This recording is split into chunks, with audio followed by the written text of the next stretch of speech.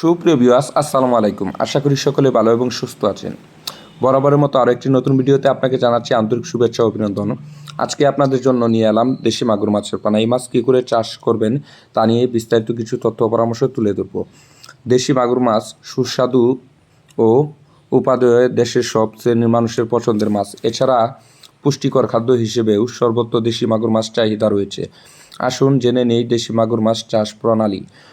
বৈশিষ্ট্য: দেশি মাগুর মাছ অতিরিক্ত শ্বাসনালী থাকায় পানি ছাড়াও বাতাস থেকে সরাসরি অক্সিজেন গ্রহণ করতে পারে। তাই মজা ও পচা পুকুর, ছোট ছোট ডুবা ইত্যাদি জলাশয়ে দূষিত পানিতে বেঁচে থাকতে কোনো সমস্যা হয় না।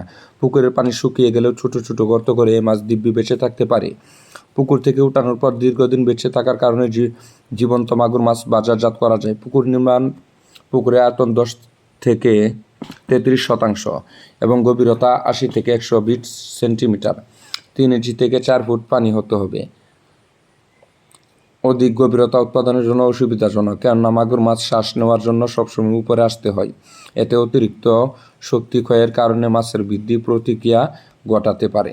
দেশি মাগুর মাছের খাদ্য সরবরাহ অধিক ঘনত্বে চাষের ক্ষেত্রে পুকুরে সম্পূর্ণরূপ খাদ্য প্রয়োগ করতে হবে।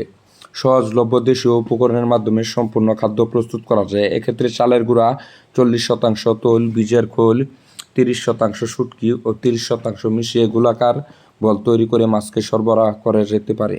তাছাড়া শামুক ও ঝিনুকের মাংস অত্যন্ত প্রিয় খাবার।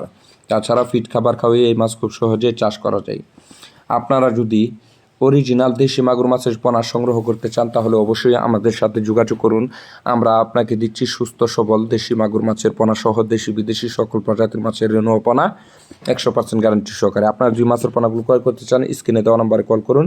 আজকে এ পর্যন্ত, ভালো থাকুন, সুস্থ থাকুন।